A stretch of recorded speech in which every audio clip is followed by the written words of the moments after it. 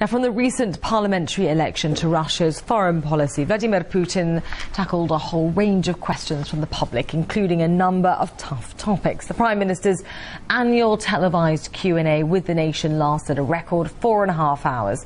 RT's Peter Oliver listened in and joins me live now. Peter, the opposition's been claiming that the results of the election were rigged. What was Putin's response to that?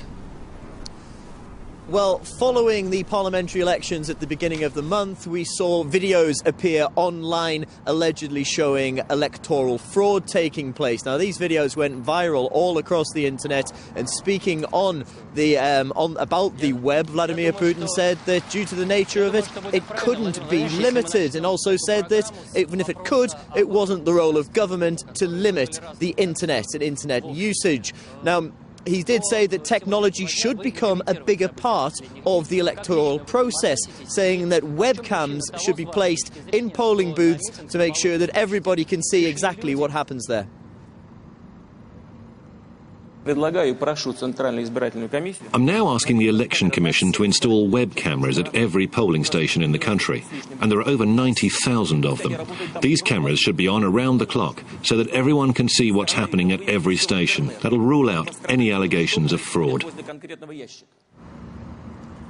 Well, looking ahead to the presidential elections, which Mr. Putin will stand in next year, he laid out his manifesto saying that he wanted to modernise Russia's economy and to grow and develop democracy in the country.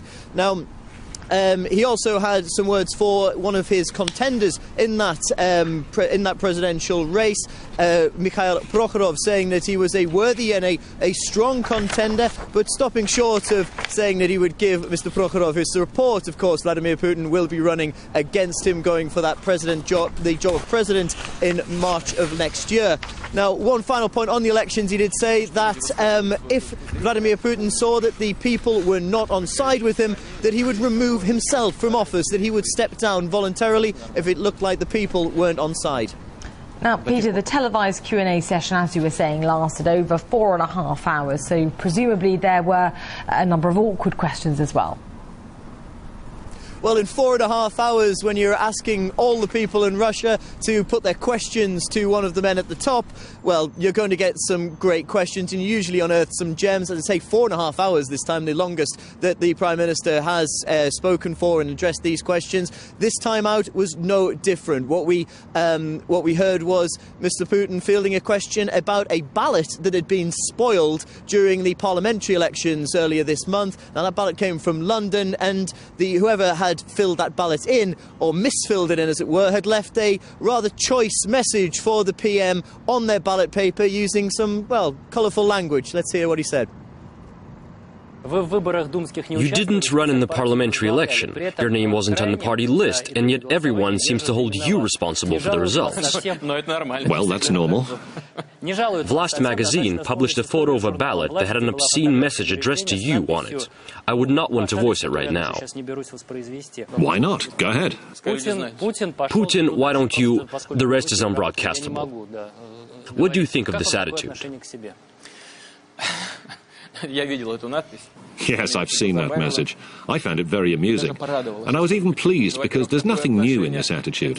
I saw plenty of dirt thrown my way when I was president, but I did not doubt myself then, nor do I doubt my actions now.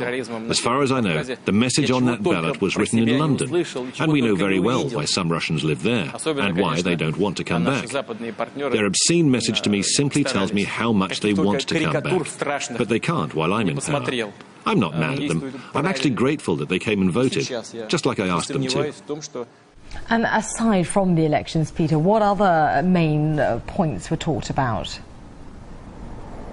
Well, the Prime Minister was taking questions on foreign policy regarding the United States.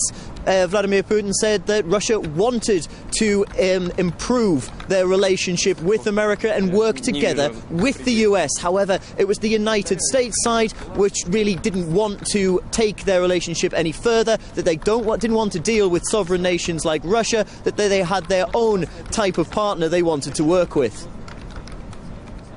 You know, they made up their mind on Afghanistan, but did they discuss the mission with their allies in advance? Hell no.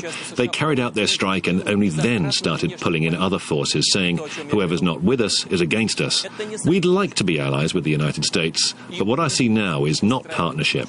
Sometimes I think America doesn't need allies, it needs servants.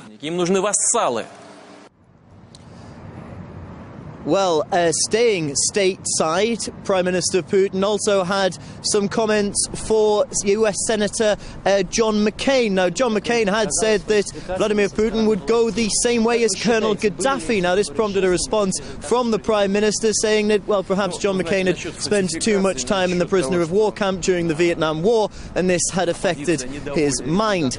Well, elsewhere, there was also statements made on Mikhail Khodorkovsky, the jailed oil tycoon. Now, Vladimir Putin said that there was a possibility he would be looking into a pardon for Khodorkovsky.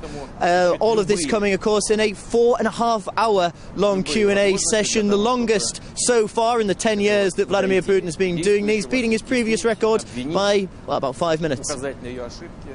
OK, Peter, many thanks for that. RT's Peter Oliver there for us in central Moscow.